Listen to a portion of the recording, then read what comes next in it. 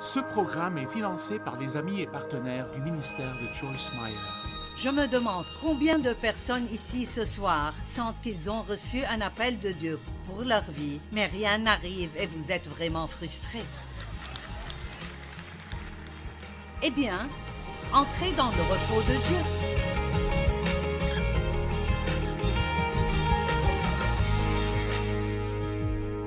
Je veux vous parler ce soir d'entrer dans le repos de Dieu, mais d'une façon qui est en quelque sorte unique. Mon message ce week-end, ce soir et les deux messages demain sont intitulés « Siéger, se lever, marcher et courir ». Cela sonne peut-être bizarre. De quoi parles-tu? Eh bien, chacune de ces choses que la Bible nous dit de dire « s'asseoir », tenir ferme en Dieu, tenir ferme contre l'ennemi, tenir ferme et attendre notre percée, marcher en Dieu, marcher dans l'amour, marcher dans la foi, marcher dans la paix et courir notre course. Mais dans cet ordre-là,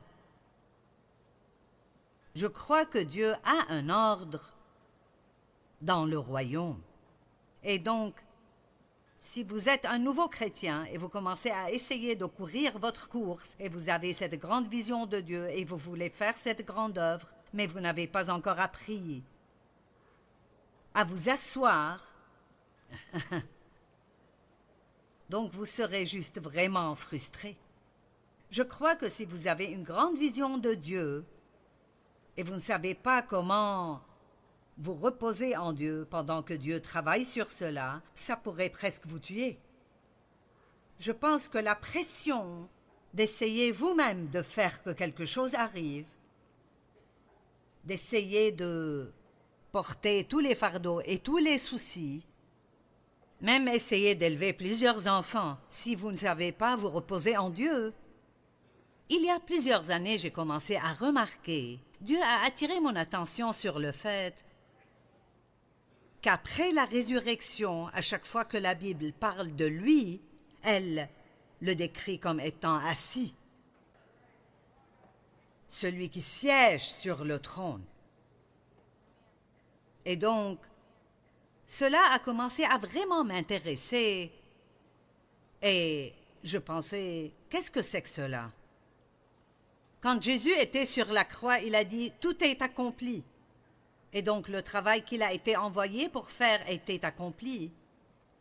Et il est monté au ciel et assiégé à la droite de Dieu, là pour attendre jusqu'à ce que ses ennemis soient à terre sous ses pieds.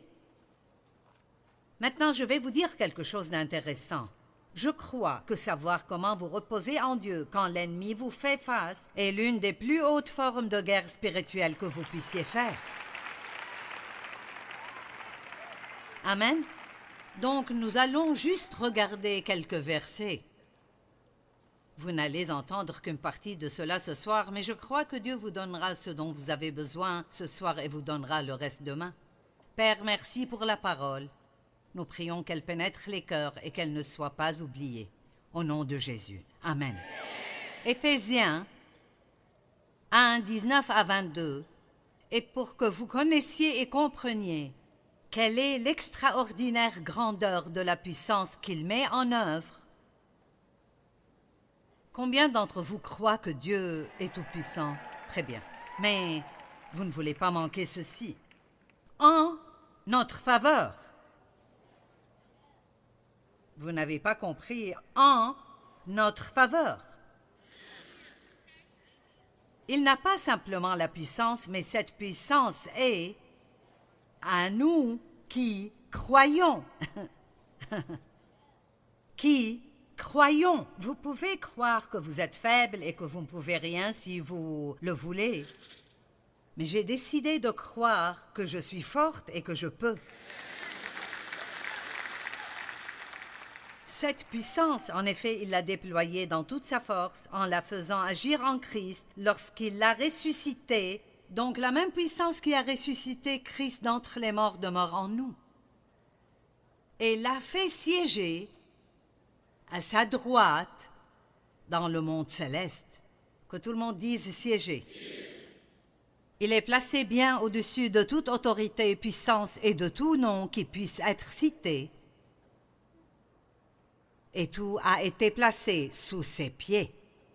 Et ceci est important pour nous parce que je vais vous montrer un verset dans Éphésiens 2 qui dit que nous siégeons en lui. Donc, je suis en fait à deux endroits ce soir. Je marche ici sur cette plateforme, mais spirituellement, je siège dans les lieux célestes avec Christ. Et siéger veut dire une chose. Je suis entré dans le repos de Dieu. Je ne m'inquiète pas de ce que vous pensez de moi, ni de si vous aimerez mon message ou non. Je ne m'inquiète pas de ce qui sortira de ma bouche après, parce que j'ai confiance que Dieu le sortira. Mais quand j'ai commencé, je ne savais pas comment faire cela du point de vue du repos de Dieu. Je voulais que tout le monde m'aime. Et donc, si quelqu'un se levait et partait pendant que je prêchais, j'étais dévastée parce que j'étais sûre qu'il ne m'aimait pas. C'est étonnant tous les mensonges que le diable vous dira si vous ne savez pas qui vous êtes en Christ. Allez maintenant, j'ai dit, c'est étonnant tous les mensonges que le diable peut vous dire si vous ne savez pas qui vous êtes en Christ. Je me souviens de quand une dame est venue une fois et elle était assise devant dans la deuxième ou la troisième rangée. Elle était de côté. Et j'avais prêché pendant peut-être 10 minutes et elle s'est levée et est partie. Eh bien, j'apprenais encore comment siéger. Et j'essayais de courir ma course, et je ne savais encore rien sur rester dans le repos de Dieu. Et donc, je me sentais mal tout le reste du sermon, parce que je pensais, elle n'a pas aimé ce que je disais, elle ne m'a pas aimé.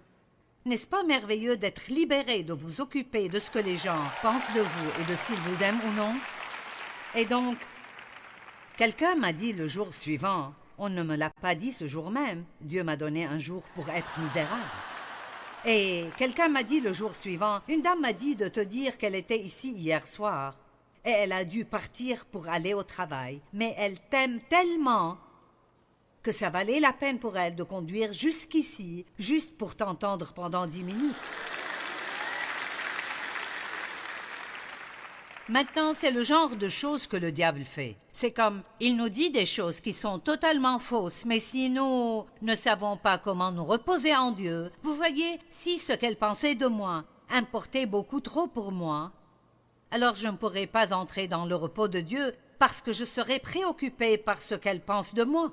Allez, je veux que des personnes soient libérées ce soir.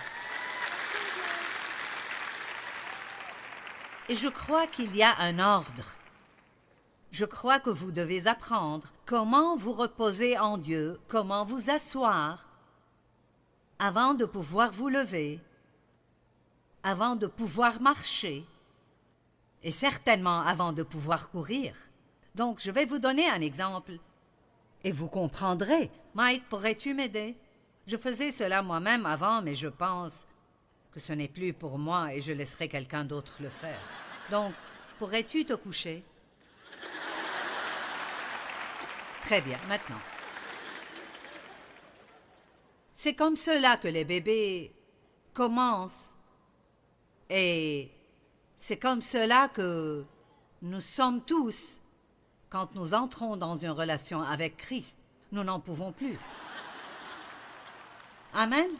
Et peut-être que quelqu'un ici aujourd'hui se dit aussi, oui, c'est cela, je n'en peux plus. Eh bien, nous avons la réponse pour vous ce soir.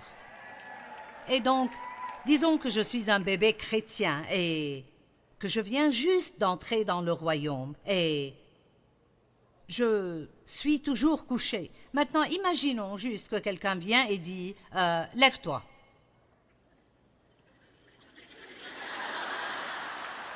C'est impossible pour vous de vous tenir debout de cette position. Vous devez d'abord vous asseoir.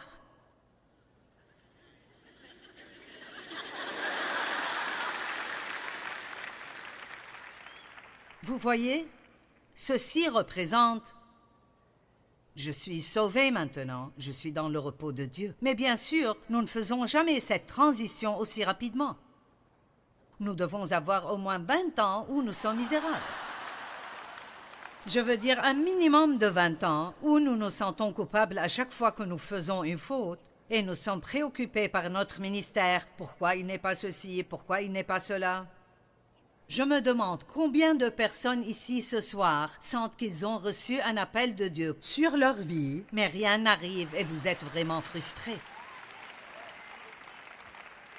Eh bien, entrez dans le repos de Dieu.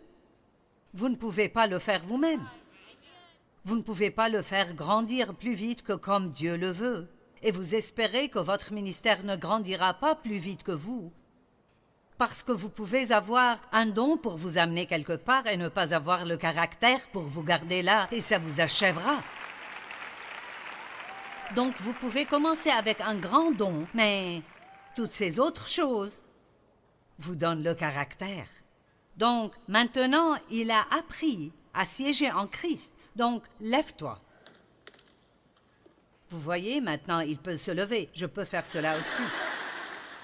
Mon entraîneur m'a fait faire cela l'autre jour. Il a dit, je veux que tu t'asseyes par terre et que tu essayes de te lever. Parce que j'étais tentée de ramper vers la chaise pour de l'aide, mais je me suis levée. Il a dit, je connais des gens dans la trentaine qui ne peuvent pas faire ça, mais c'est une autre histoire. Mais maintenant qu'il est debout, et nous allons parler demain du fait de se mettre debout, et il y a beaucoup de cela. Se lever et attendre Dieu et se tenir ferme et continuer à faire ce qui est bon quand rien de bon ne semble arriver avec vous. Tenir ferme contre l'ennemi, tenir ferme contre les mensonges de l'ennemi. Nous devons tenir ferme. Mais vous voyez, vous pouvez le faire de la position d'être entré dans le repos de Dieu. Ce que je veux que vous compreniez est que tout peut être fait après être entré dans le repos de Dieu. Et quand je parle du repos, je ne parle pas d'une sieste, je parle du repos interne, là où vous n'avez pas à vous inquiéter. Vous n'avez pas besoin d'être rempli d'anxiété, ni d'avoir peur, ni d'essayer de tout comprendre tout le temps, ni d'avoir toutes les réponses. Vous pouvez être dans le repos de Dieu et vous pouvez faire ce que Dieu vous dit de faire et vous n'avez pas besoin d'aller plus loin que cela parce que tout ce qu'il demande de vous est ce qu'il vous donne à faire et il s'occupera du reste. Maintenant, marche un peu. Juste marche un peu. Marchez dans l'amour, marchez dans la paix, marchez en Christ. Ne marchez pas comme les païens marchent. Maintenant, cours ta course. Vous voyez, maintenant il peut courir. D'accord, tu peux aller t'asseoir, merci. Vous voyez, une image vaut 1000 mots. Romains 4,17 dit « Le royaume de Dieu, ce n'est pas le manger et le boire, mais la justice, la paix et la joie par le Saint-Esprit. » Et ça doit venir dans cet ordre. Apprenez d'abord qui vous êtes en Christ, que vous avez été rendu juste en lui. Puis vous pourrez avoir la paix avec Dieu et la paix avec vous-même. Et quand vous avez cela, alors vous pouvez avoir la joie. Mais juste être sauvé ne vous donnera pas la joie, parce que si vous ne savez pas qui vous êtes en Christ, vous ne serez jamais, jamais, jamais constamment heureux. Parce que si vous êtes insécurisé et vous ne savez pas qui vous êtes en Christ, je sais qui je suis en moi-même. Pas beaucoup, je fais des erreurs. Il y a quelques trucs dans ma vie concernant lesquels je suis arrivé à la conclusion que Dieu ne me les prendra pas. Il me laissera les garder juste pour me garder humble. Et vous ne serez peut-être pas d'accord avec ceci, mais il y a une parole qui dit que Dieu garde une certaine quantité de faiblesse en nous pour que nous dépendions toujours de lui. Vous n'arriverez jamais au point où vous feriez tout parfaitement. Jamais. Et donc, je pense que je serai toujours un peu bavard. J'ai fait beaucoup de progrès, mais... Oh, je peux prier. Dieu observe et garde ma bouche pour que je ne pêche pas devant toi avec ma langue. Et je sors de la chambre où je priais et blablabla.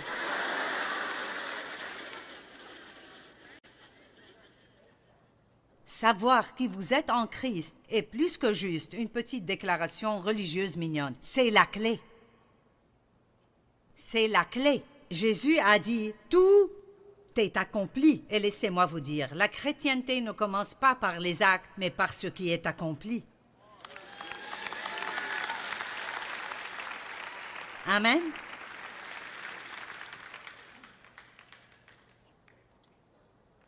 Hébreux 1:13. Auquel des anges a-t-il jamais dit « Assieds-toi à ma droite, jusqu'à ce que je fasse de tes ennemis ton marchepied ». Vous pouvez entrer dans le repos de Dieu et juste attendre que Dieu combatte le diable et le remette à sa place.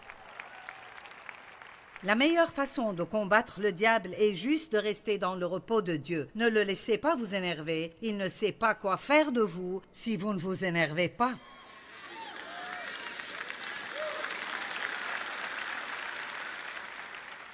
Et laissez-moi vous dire autre chose qu'il n'aime pas. Il n'aime pas quand il vous donne un grand problème et vous continuez à vivre votre vie alors que Dieu s'occupe de votre problème. Avez-vous entendu ce que j'ai dit? Vous pouvez vivre pleinement votre vie même si vous avez un problème. Dieu ne vous demande pas de réparer votre problème. Il vous demande de lui faire confiance pendant qu'il répare votre problème. Et je pense que plusieurs personnes ici ont besoin d'entendre ceci ce soir. Je me rappelle être passé par là. Tu ne peux pas t'amuser et profiter de la vie si tu as ce problème. Je m'énervais tellement contre Dave parce que les premiers temps, nous n'avions pas d'argent et il y avait toujours plus de factures qu'il n'y avait d'argent. Et j'ai dû quitter mon travail à temps plein dans l'obéissance envers Dieu pour préparer pour ce grand ministère que je pensais que j'aurais et j'enseignais toujours à 25 personnes chez moi. Et donc, je prenais toutes ces factures et je commençais à calculer. Et bien sûr, plus je faisais cela, plus j'étais effrayée. Et Dave était dans la chambre d'à côté avec les enfants, à jouer et regarder la télé. Et il lui mettait des bigoudis dans les cheveux et... Je disais, vous ne toucherez pas mes cheveux. Et je m'énervais contre lui parce qu'il jouissait de sa vie et nous avions un problème. Allez, vous savez? Oh, ça m'énervait vraiment. Et je disais... Pourquoi ne fais-tu pas quelque chose?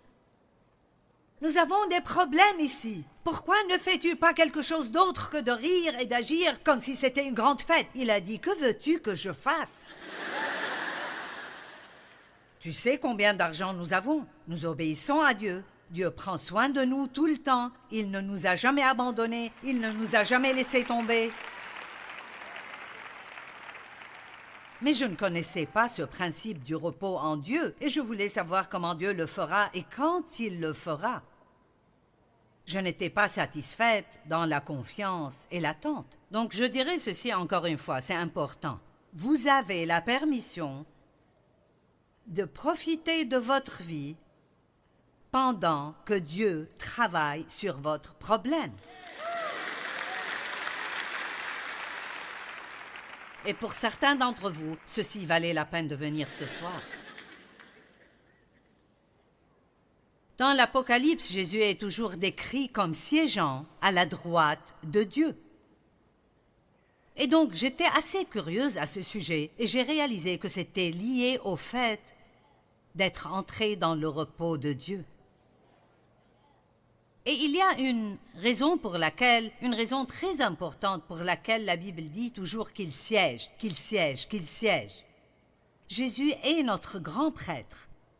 Et il n'y a pas d'autre grand prêtre que lui qui a pu siéger dans la présence de Dieu. Dans l'Ancienne Alliance, le jour de l'expiation, une fois par an, quand le grand prêtre entrait dans le Saint des Saints pour la rémission des péchés du peuple, il y avait tous ces rituels et certaines lois et des règles et des directives qui devaient être suivies concernant comment il entrait. Et ceci est absolument vrai. J'ai vérifié de nouveau l'autre jour. Il avait de petites cloches et des grenadines cousues au bas, au bord de son vêtement et... Une corde était liée autour de sa cheville parce que personne ne pouvait entrer excepté lui. Donc, tant qu'il assumait ses responsabilités, il faisait ses rituels, ses petites cloches sonnaient. Eh bien, si les cloches arrêtent de sonner pendant assez longtemps, ils savent qu'il a fait une certaine erreur et est mort. Et comme il ne pouvait pas entrer et le prendre, il le sortait avec la corde. Il n'y avait pas de chaise dans le Saint des Saints parce que c'était une alliance des œuvres. Personne ne pouvait entrer le repos de Dieu. Donc je pense que Pierre l'a dit ce soir quand il prêchait sur Matthieu 11, ce repos est un don.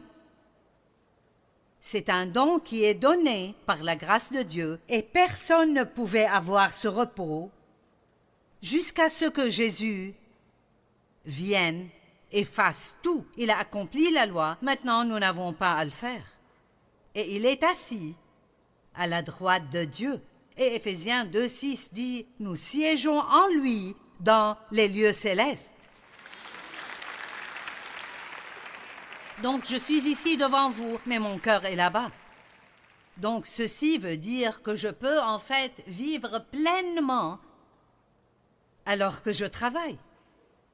Pierre vous a donné la définition du repos et l'une des choses qu'il n'a pas mentionnées, qui est dans le dictionnaire grec Vine, est que le repos dont je parle ce soir n'est pas un repos du travail, mais un repos dans le travail. Maintenant, nous avons besoin d'un jour où nous ne travaillons pas aussi.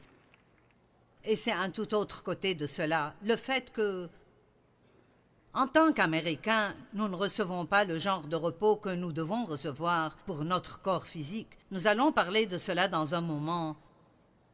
Mais ceci est un repos que vous avez alors que vous travaillez. Donc ceci est mon travail. Et je ne sais pas pour sûr si c'est vrai. Vous ne pouvez jamais savoir à 100%, mais j'ai lu que quand un prédicateur prêche pendant 1 heure complète et fait un sermon complet, c'est équivalent à 8 heures de travail dur. Donc, quand Joel prêche 3 fois le dimanche, il travaille 24 heures. Amen. Ce n'est pas juste un petit discours. J'aime quand les gens disent « J'ai aimé ton petit discours ». Eh bien, ce n'était pas un petit discours. Je donnais de toute mon âme, mon corps, mon esprit. J'ai mis tout ce que j'ai là-dedans. J'ai étudié pendant des heures pour vous donner ce petit discours. J'ai aimé ton petit discours. Quand je pars, vous aurez tout ce que j'ai. Puis je dois aller me ressourcer parce que je ne peux pas vous donner quoi que ce soit que Dieu ne me donne pas d'abord. Donc c'est si merveilleux de faire cela avec mon âme en vacances. Vous pouvez prendre des vacances et aller à la plage chaque jour pendant 5 jours et ne pas vous reposer du tout si vous allez passer ce temps à vous inquiéter concernant vos problèmes. Et certaines personnes prennent un jour de vacances pour aller s'asseoir quelque part et essayer de résoudre leurs problèmes. Vous prenez des vacances et puis vous avez besoin de vacances à cause de vos vacances. Nous ne savons plus comment nous reposer. Quelqu'un a dit « Nous avons perdu l'art de nous ennuyer ». Si vous devez passer 5 minutes d'attente chez le docteur, vous sortez le téléphone, nous devons appeler quelqu'un, voir notre statut sur Facebook ou autre.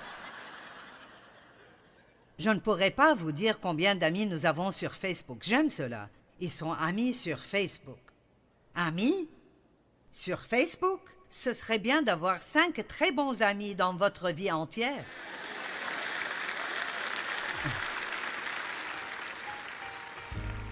C'était drôle quand cela a commencé et les gens m'envoyaient des messages pour dire « Seras-tu mon ami sur Facebook ?» Et je ne le faisais pas, je disais « Je suis déjà ton ami. » Apprenons comment rester assis en Christ en tout temps. Et cela veut dire entrer dans son repos, lui confier tous nos fardeaux pour que nous puissions profiter du repos de Dieu et ensuite nous pourrons faire ce qu'il nous demande de faire. Rester assis est juste la première étape dans notre relation avec Dieu.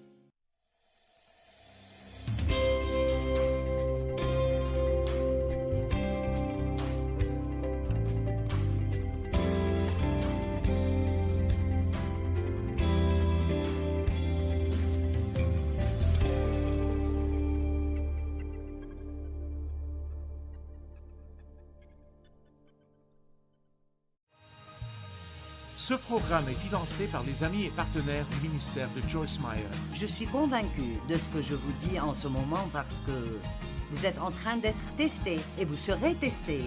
Et je veux vraiment que vous passiez le test afin que vous puissiez avoir le témoignage, afin que vous puissiez dire à quelqu'un « Suivez Dieu ».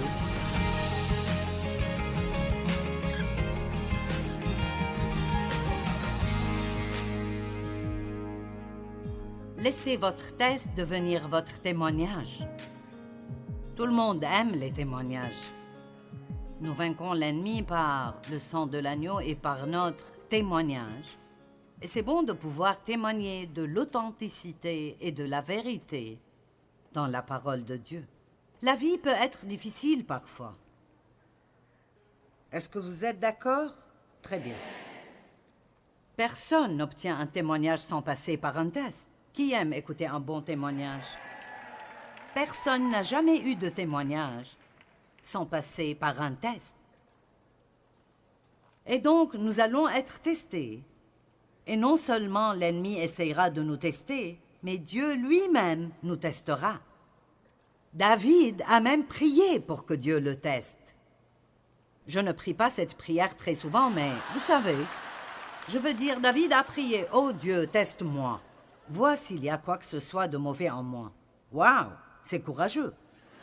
Nous aimons entendre de grands témoignages. Mais si nous ne passons pas nos tests, nous n'aurons jamais le témoignage. Certains d'entre vous se demandent pourquoi vous tournez encore et encore autour de la même montagne tout le temps. Il y a une chose que vous devriez savoir sur Dieu. Vous n'échouez jamais dans son école. Vous continuez juste à faire le même test, encore et encore et encore, jusqu'à ce que vous réussissiez. Amen. Et puis même après que vous réussissiez, occasionnellement, vous aurez un petit cours de rappel, juste pour être sûr que vous êtes toujours là où vous devriez être. Nous aimons lire à propos de Noé, Joseph, Abraham, Moïse, Daniel, Ruth, Esther, Pierre, Paul. Mais auriez-vous aimé être à leur place? Oh, ça doit... Waouh! Ce serait merveilleux d'avoir la vie de Joyce. Oh, mes bien-aimés. Eh bien, nous... Oui, j'ai une belle vie, mais... Vous ne faites pas ceci sans payer un prix pour le faire. Amen. Vous savez, nous pensons, ça doit être merveilleux. Paul a écrit les 2/3 du Nouveau Testament, waouh! Mon Dieu! Moïse a divisé la mer Rouge, waouh! Aucune de ces personnes n'a fait ses propres choix dans la vie. Ils avaient tous un plan qui a soudainement été interrompu par Dieu.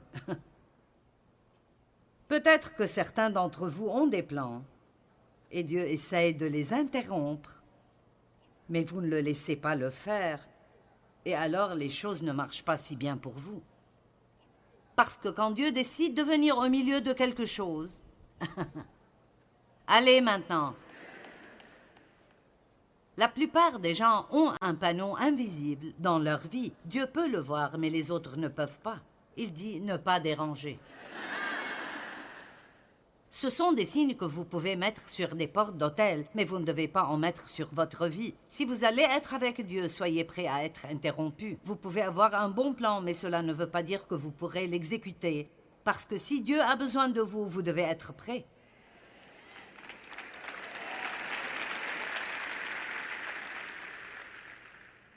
Je suis sûre qu'Esther avait un plan pour sa vie, et ce n'était probablement pas de risquer de se faire tuer pour faire des choses que vous ne pouvez pas normalement faire.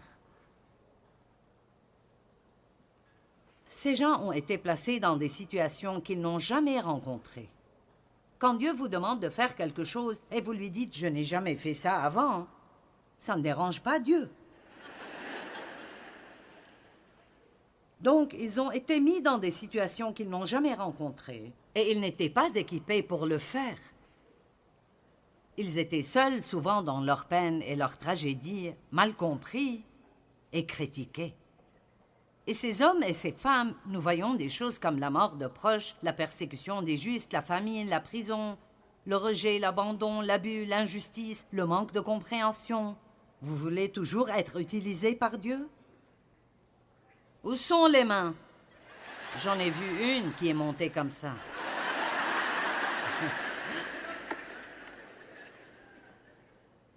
Je vais vous dire la vérité. Ils devaient être prêts à mourir.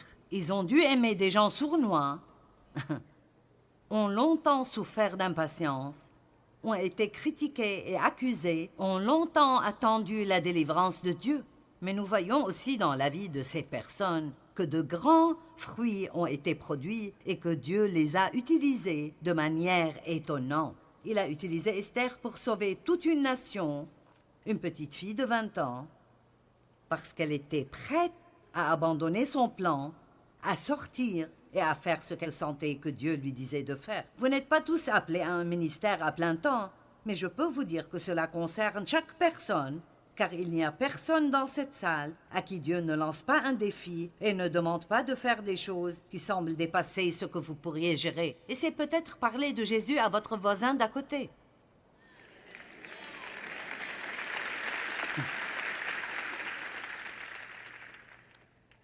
Personne ne reçoit un témoignage sans test.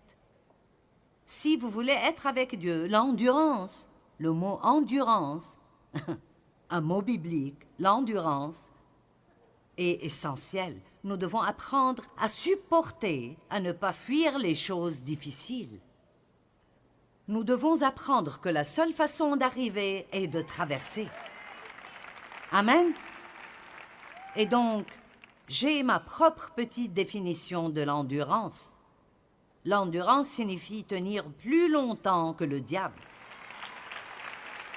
En d'autres termes, aussi longtemps que tu essayes de m'agacer, c'est le temps que je vais rester avec Dieu et ne pas abandonner et ne pas lâcher prise. Va de l'avant et épuise-toi en essayant de m'épuiser, mais je ne vais pas abandonner. Amen. Et je vous le dis, si rien ne va dans vos vies, excepté que vous êtes assez têtus pour dire « je ne vais jamais abandonner », vous finirez par remporter la victoire. J'ai dans mon bureau une pancarte qui dit « N'abandonne jamais, jamais ». J'ai failli la porter pour vous la montrer. N'abandonnez pas. Ne nous lassons pas de faire le bien, car nous moissonnerons au temps convenable si nous ne nous relâchons pas. Et cette écriture est pour chaque personne ici. Nous en avons tous marre. Nous sommes tous fatigués d'attendre. Nous en avons tous marre que le diable s'en prenne à nous. Nous sommes tous fatigués de tout ce qui nous arrive. Mais seuls ceux qui refusent d'abandonner sont ceux qui feront partie du groupe qui sépare la mer Rouge et fait le genre de choses que ces gars-là ont faites, hommes et femmes. Allez!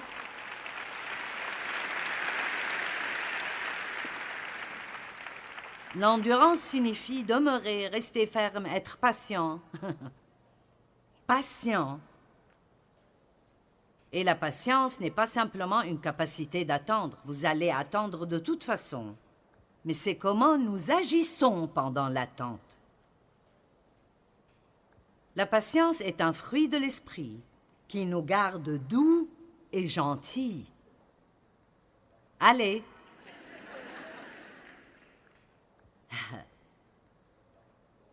La patience est un fruit de l'esprit qui nous garde doux et gentils. La patience est un fruit de l'esprit.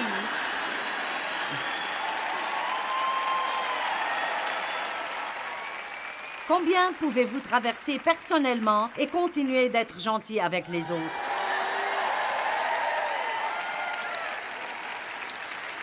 Oh mon Dieu, j'ai parcouru un long chemin. Il y a 42 ans, si j'allais à l'épicerie et que le caissier était nouveau,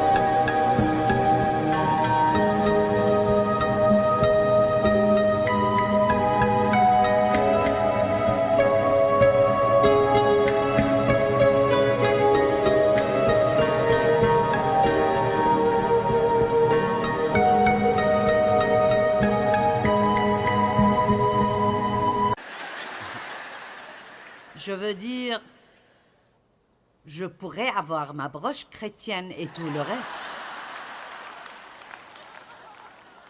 Mais je vous dis quoi? Le fruit n'était pas joli.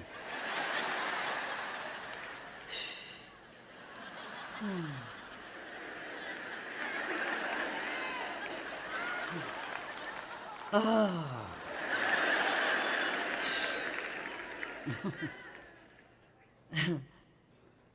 Maintenant, 42 ans plus tard, pas 2 jours, allez, 42 ans plus tard, cela ne m'a pas pris 42 ans, mais ça a pris environ 4 ou 5 ans. Et maintenant, si nous avons une nouvelle caissière et je remarque qu'elle devient nerveuse parce qu'elle a des problèmes, je dis ne t'inquiète pas. Ne t'inquiète pas pour ça, tu y arriveras. Tu finiras par être excellente. Tout le monde fait des erreurs. Je ne suis pas si pressée. Je peux vraiment, maintenant, je peux vraiment penser davantage à quelqu'un d'autre que moi-même. Ça a pris 42 ans, mais je fais bien cela maintenant. Il y a d'autres choses avec lesquelles je ne suis pas si patiente, mais j'ai résolu le problème du caissier. Non. La patience, endurance, durer plus longtemps que le diable, tout dans la vie ne sera pas comme nous le voulons, mais Dieu s'attend à ce que nous soyons gentils de toute façon. Les chrétiens sont censés être gentils, le saviez-vous?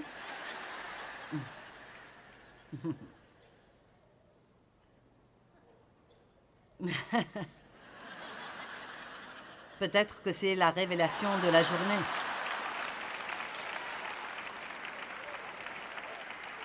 Qu'avez-vous appris à la conférence aujourd'hui? Joyce a dit que nous étions supposés être gentils. Nous sommes supposés aimer les autres. Hébreux 6:12, en sorte que vous ne vous relâchiez point et que vous imitiez ceux qui, par la foi, s'appuient sur Dieu avec une confiance absolue en lui et en son pouvoir, et la persévérance patiente, même dans la souffrance, maintenant hérite des promesses. Donc, si vous êtes dans ce bâtiment et vous sentez que vous avez la victoire dans votre vie, tout n'est peut-être pas parfait, mais vous sentez que vous avez dépassé et que vous avez une bonne mesure de victoire dans votre vie, c'est parce qu'à un moment donné, vous avez enduré. Allez, à un moment donné, vous avez cessé de fuir les situations difficiles et vous avez appris à courir vers elles et à en finir. Je dois dire que j'ai une bonne part de victoire dans ma vie en ce moment. Ce n'est pas parfait, mais je suis vraiment heureuse la plupart du temps et vraiment paisible. J'ai parcouru un long chemin, mais je vous le dis, je devais apprendre à cesser de courir et à simplement dire « Dieu fait ce que tu dois faire et termine avec ça ». Et si tu dois le faire, accroche-moi à l'autel et ne me laisse pas m'éloigner de toi, parce que je ne veux pas rester la même. Il existe 2 types de douleurs, la douleur du changement et celle de rester le même. Et rester le même devrait vous effrayer plus que de changer.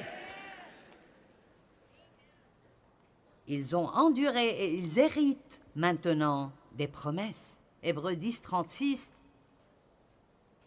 Car vous avez besoin de persévérance et de patience pour supporter les circonstances difficiles sans compromis, afin qu'après avoir accompli la volonté de Dieu, vous obteniez ce qui vous est promis. Combien d'entre vous voient ces choses? Nous traversons pour arriver, et la récompense est toujours de l'autre côté. Mais nous allons être testés, nous aurons des épreuves, et nous allons devoir nous prouver. Perdriez-vous votre emploi plutôt que de mentir pour votre patron? Bien, il n'y avait pas assez d'applaudissements à ce sujet, c'est sûr. Maintenant, je suis vraiment inquiète, ça prendra du temps.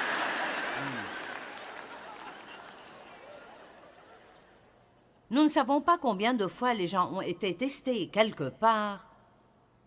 Et s'ils avaient agi de la bonne façon, ils profiteraient maintenant d'une vie extraordinaire. J'ai déjà raconté cette histoire, mais je dois la raconter de nouveau pour expliquer le point. Il y a des années, j'ai travaillé pour une entreprise de vente, en gros, et j'étais comptable. Et il voulait essentiellement que je l'aide à voler de l'argent à un client parce que nous leur devions de l'argent. Et j'envoyais les relevés tous les mois et ces personnes avaient un solde créditeur de 300 $ environ parce qu'elles avaient payé une facture 2 fois. Et donc, il examinait toutes les déclarations avant que je les envoie et il me l'a rendu et il a dit « Je veux que tu mettes un débit sur ce compte et que tu le fasses avec un solde nul. » Donc, il ne voulait pas leur envoyer l'argent parce qu'ils avaient un crédit sur leur compte. Eh bien, je savais tout de suite que c'était mauvais, mais je suis rentrée chez moi et en fait, je n'ai pas pu dormir. Et je n'étais même pas vraiment ce que j'appellerais une vraie chrétienne à l'époque, mais j'aimais Dieu, j'allais à l'église, j'avais une fibre morale et je savais juste que je ne pouvais pas le faire. Dave et moi travaillions dans la même région. Nous n'avions qu'une voiture. Vous savez, il y avait beaucoup de raisons de ne pas perdre cet emploi et j'avais peur de lui dire que je ne ferais pas ce qu'il me demandait de faire parce que je ne voulais pas être virée. Et donc, je suis allée au bureau tôt le lendemain matin et j'ai décidé que j'irais avec Dieu même si je perdrais mon travail. Allez, écoutez bien cela. Je me suis dit que j'irais avec Dieu même si je perdais mon travail. Et il y avait beaucoup de choses auxquelles je n'avais pas la réponse si je perdais mon emploi. Mais je savais que je devais suivre Dieu. Allez maintenant, êtes-vous prêts à perdre un ami si c'est ce que vous devez faire pour suivre Dieu? Êtes-vous prêts à être ridiculisé si c'est ce que vous devez faire pour être avec Dieu? Êtes-vous prêts à être jugé et critiqué comme le religieux fanatique de votre bureau pour être avec Dieu? Allez, je pose des questions vraiment sérieuses. Il est temps que nous décidions de ne pas compromettre ce que nous savons être juste pour être accepté par tout le monde ou pour conserver un emploi, quoi que soit le cas. Et on ne sait pas combien de chrétiens aujourd'hui font des compromis dans leur vie simplement pour être acceptés par le monde, pour garder un travail bien rémunéré ou quelque chose de ce genre. Et voici ce qui se passe maintenant. Heureusement, Dieu m'a donné la grâce de passer ce test. J'y suis allée très tôt le lendemain et je tremblais comme une folle et j'ai dit « Vous ne comprendrez peut-être pas cela, mais je suis chrétienne et je ne sens pas que je peux m'occuper de ce crédit et lui donner un solde nul parce que je me sentirais comme si je volais leur argent si je le faisais. Et j'ai dit, je ne veux pas perdre mon travail, mais je ne peux pas le faire. » Eh bien, son visage a rougi et il a bafoué et il a dit, « Eh bien, sors d'ici et va travailler. » Et toute la journée, je m'attendais à être virée. Et finalement, environ 5 minutes avant l'heure de quitter, il est sorti et il a violemment mis ses comptes sur mon bureau et a dit « Envoie-leur donc un chèque. » Et donc, en bref, j'ai continué à être promue dans cette entreprise jusqu'à être la vice-présidente. Je n'avais pas l'éducation pour le travail. Souvent, je ne savais même pas comment faire ce que je faisais, mais Dieu m'a donné la grâce de le faire. Et je vais vous dire ceci, et j'y crois. Si j'avais compromis à l'époque, je ne pense pas que je serais ici aujourd'hui. J'ai un témoignage parce que j'ai réussi le test. Allez maintenant, n'abandonnez pas ce que Dieu a prévu pour vous, la vie étonnante que Dieu a planifiée pour vous, juste pour faire des compromis avec quelqu'un qui veut que vous péchiez pour qu'il soit heureux. Suivez Dieu même si cela vous coûte tout le monde dans le monde entier. Suivez Dieu, car quand tout sera fini, il n'y aura plus que Dieu. Allez!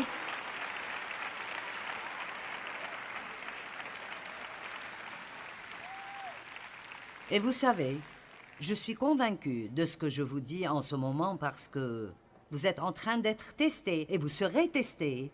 Et je veux vraiment, vraiment, vraiment que vous passiez le test afin que vous puissiez avoir le témoignage, afin que vous puissiez dire à quelqu'un « Suivez Dieu, ne laissez pas le diable voler le plan de Dieu pour votre vie. » Maintenant, cela ne signifie pas que vos péchés ne peuvent pas être pardonnés. Dieu peut nous pardonner, mais il ne peut utiliser les gens puissamment que s'il leur fait vraiment confiance. Dieu doit pouvoir faire confiance aux gens qu'il veut utiliser pour qu'ils ne cèdent pas si cela signifie un peu d'inconfort. Lorsque vous êtes testé, le seul moyen d'arriver est de traverser. Je dis toujours que la seule issue est à travers. Ce n'est pas facile, mais avec Dieu, toutes choses sont possibles.